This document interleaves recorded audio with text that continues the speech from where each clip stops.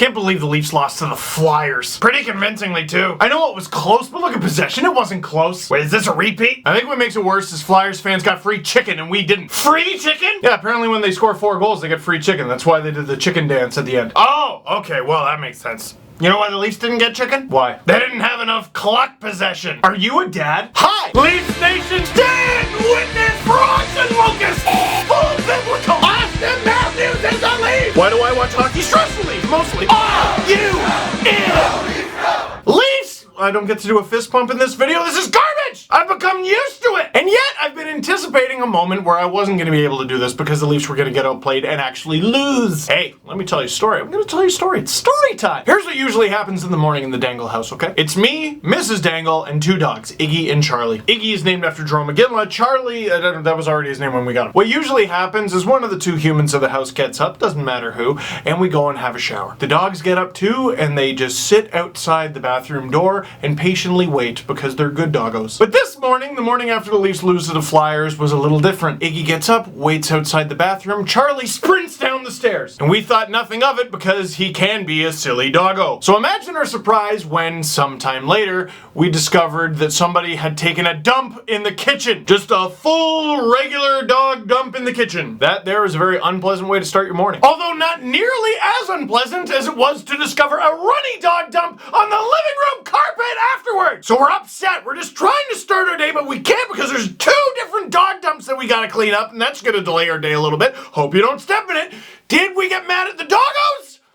No, it's not the doggo's fault. It's our fault. You see, we let the dogs out all the time, take them out on lots of dubs. I'm not going to say the actual word on account of I think they're outside the door and they might hear it and then expect it. The point I'm trying to make is the dogs are not usually wanting for the bathroom. But when they are, when Iggy needs to go dog number 1 or dog number 2, he will just kind of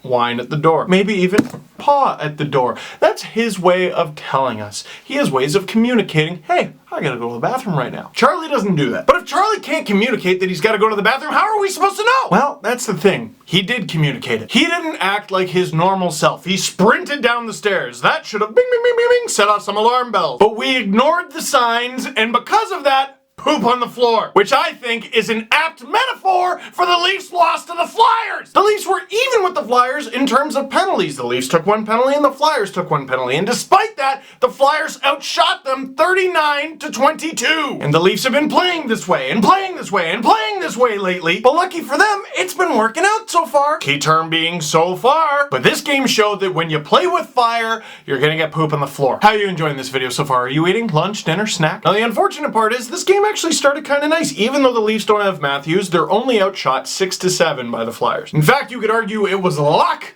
that was the reason that the Leafs were not up at the end of the period. Patrick Marleau, who's not even a full-time center on this team, goes to take the face-off, and he's kicked out for being over the line. Because, you know, if there's any player you should babysit out there, it's Patrick Marleau. Hey, will you sign this? I want to frame it. Zach Hyman loses a face-off because you can't have 3 full-time centers on every friggin' line. The Flyers win it. Claude Giroux bags it. It is 1-0 Flyers. Marleau kicked out of the face-off dot. Hyman loses the face-off in the back of the net. But just 27 seconds later, justice! Zach Hyman pokes the puck up ice to Patrick Marleau. He takes it. He shoots it. Okay, Marleau's good, but that shouldn't have gone in. You know who really scored that goal? Karma. Hyman to Marleau, beautiful justice, and we head to intermission with the tie game 1-1. Hyman's 10th assist coming on Marleau's 11th goal, and Hainsey also picking up his 12th assist. It's just beautiful. And the second period was Charlie running down the stairs. So the Flyers come out, and they start kicking the Leafs' teeth in possession-wise, but I wasn't too worried about it because, like, yeah, I don't know, someone's got to get the first shot, and then there was a broken play, or like a Leaf lost their stick. They've been losing their sticks a lot lately, and then the Flyers got like 3 or 4 shots on that play. I wasn't going to read the shot clock too strictly for that. And with the Flyers dominating the Leafs, you just know the Leafs are going to get a dumb one, and oh, I have an idea for how it's going to happen. Hi everyone, it's so good to see you again. Back at it again with the whiteboard. It's another edition of Drawing Penalties with Nazem Kadri Bob Ross. First, you need somebody to take a penalty. It doesn't matter who it is, so why not Jakub Voracek? And we can't forget to give Voracek a stick, can we? That didn't really show up on the screen, but we'll just call that a happy accident. And now that we have Voracek, of course, we gotta draw you. So there you are, tall and strong, and you play for the Leafs. So we got to put some leaves on that tree. Of course, you know, it's winter, so a lot of the leaves have fallen. You don't have to, but you do on this play. So you go right down there. Timber! and all of a sudden, the Leafs have a power play. Morgan Riley puts it on. JV, aren't you glad he got traded to the Leafs? It is 2-1. Man, every time I allow myself to fall in love with the idea of, ooh, imagine what the Leafs could get for JVR, and they're not going to be able to bring him back next year. You might as well get as much as you can right now.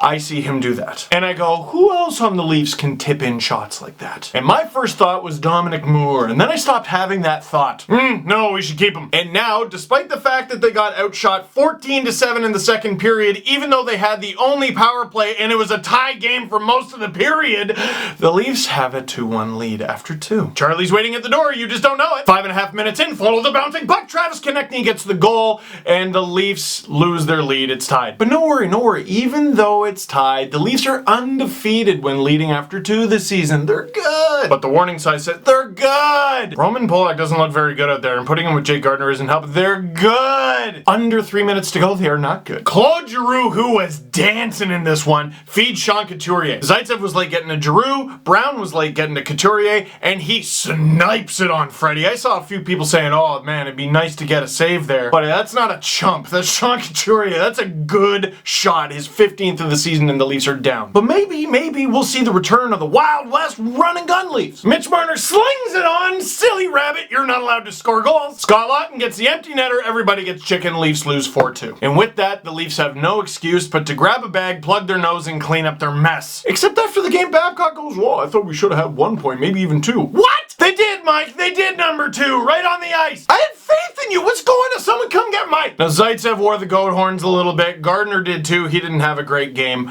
Polak. Last year, they called it the Hunlak pairing, Hunwick and Polak. Can we break apart Bablak? Call it whatever you want. Bablak, Polk. No. The Leafs have had a bunch of crappy games recently. They finally lost one. Hunter Carrick, yes? If not, why? Now you might say, Steve, calm down. The Leafs just lost their first game of the season when leading after 2. I mean, that's a big improvement on last year. And they lost their first game without Austin Matthews. I think their record is 5-1 now. When the dog runs down the stairs and is sitting at the door, you let the dog out. This dog's been sitting at the door for a few games now, and now it's Febreze time. Now, Flyers fans, if I were you, yesterday I got the chance to be on the radio on Sportsnet 590 The Fan in Toronto, and I think it was Keith Jones said that the Flyers think they're about a year away from knowing what they are. And I said, what? That's preposterous. They got too many good players. They are what they are, and if they're not happy with what they are, they should take it apart. Like, it doesn't make sense that they've struggled this season. Look at all the star power that they have. And now that I've had a chance to think about it, they have that star power,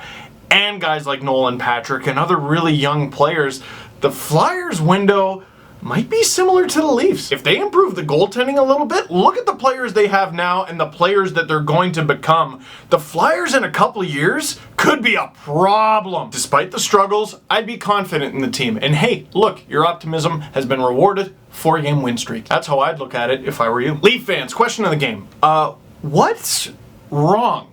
What is actually wrong? What is really different from last year? Yes, Matthews was missing from this game. You can't blame it on that. You swap out Hunwick for Hainsey. You put Borgman in there. You add Marlowe and Moore. I'm not seeing why this team appears to be playing so poorly. Is it effort? Is it confidence? Is it the way their coach is telling them how to play? Maybe it's that everything broke in the Leafs' favor last year. Maybe it's that the defense is even worse than we thought it was. Maybe it's that, for the most part, the Leafs seem to get out to an early lead in every game, and maybe they're playing on their heels a little bit as a result. I'll just end by saying this. A few years ago, I was concerned about the Leafs playing above their percentages because I looked at the team and was like, okay, the team is clearly not good enough. But this year, I look at the team and how they're playing and I go, this doesn't make sense because they were playing fine last year. How about I put it this way, and I'll leave you with this. With the way the Leafs have been playing lately, do you have confidence in them to win a playoff series? I know my answer. So that is it for this one. Thank you very much for watching. There's buttons. There's buttons everywhere. You can click them if you want. I mean, you go ahead and do that. I'm going to go disinfect the house.